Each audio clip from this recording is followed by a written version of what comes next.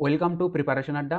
Supreme court of ইন্ডিয়ার official website থেকে এই নোটিফিকেশনটা ডাউনলোড করে তোমরা প্রত্যেকেই দেখে নিতে পারবে যে জুনিয়র কোর্ট অ্যাসিস্ট্যান্ট পদে কিন্তু রিক্রুটমেন্ট হতে চলেছে। Group B non gazetted post এটা, কিন্তু বেতন পরিকাঠামো দেখো 72,040 টাকা, খুব সুন্দর বেতন পরিকাঠামো রয়েছে।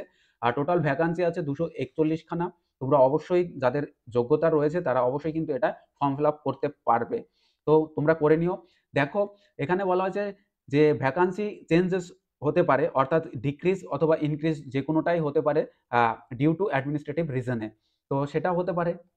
এবং কোয়ালিফিকেশন, এখানকার কোয়ালিফিকেশন কি চাইছে না, bachelor degree of a recognized university, অর্থাৎ তোমরা প্লেন গ্র্যাজুয়েট হলেই কিন্তু তোমরা আবেদন করতে পারবে। এবং কম্পিউটার ইংলিশ টাইপিংয়ের ক্ষেত্রে 35 ওয়ার্ড পার মিনিটে স্পিড থাকতে হবে এবং কম্পিউটার চালানোর জন্য দক্ষতা লাগবে।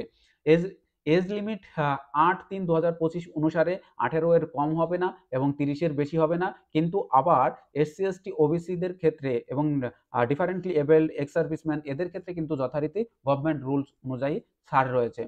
এবার আমরা দেখব এক্সাম প্যাটার্ন বা সিলেবাস। সিলেবাস বা এক্সাম পরিকাঠামো, স্কিম অফ এক্সামিনেশন।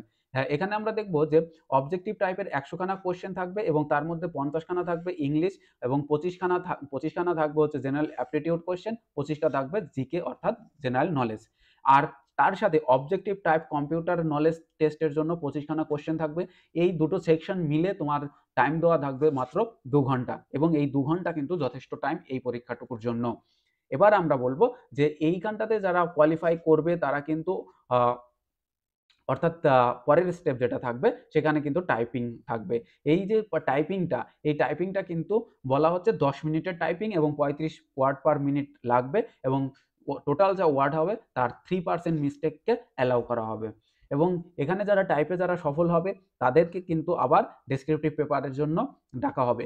এবং এই ডেসক্রিপটিভ পেপারে দেখো, ডেসক্রিপটিভ পেপারে ইংলিশটাই শুধুমাত্র থাকছে এবং সেখানে প্যাসেজ রাইটিং থাকছে, প্রেসি রাইটিং থাকছে এবং এসে রাইটিং থাকছে। তো এই ডেসক্রিপটিভ পেপারগুলোর জন্য 2 ঘন্টা টাইম রয়েছে তোমার।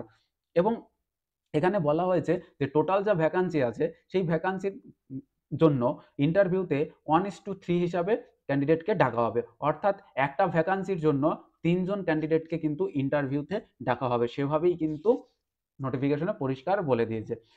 এবার এক্সাম সেন্টার নিয়ে অনেকের কোয়েশ্চেন। টোটাল 128টা সেন্টারে ইন্ডিয়া জুড়ে পরীক্ষা সেন্টার পড়বে এবং সেখানে আমরা দেখতে পাবো যে আমাদের ওয়েস্ট বেঙ্গলে কিন্তু রয়েছে 5খানা শহর। সেই 5টা শহরে কিন্তু পরীক্ষার সেন্টার পড়বে। তার আগে আমরা জানিয়ে রাখি যে অনলাইন রেজিস্ট্রেশনের জন্য নির্দিষ্ট তারিখ শুরু হয়েছে 5/2/2025 থেকে এবং এটা চলবে 8/3/2025 রাত 11:55 পর্যন্ত।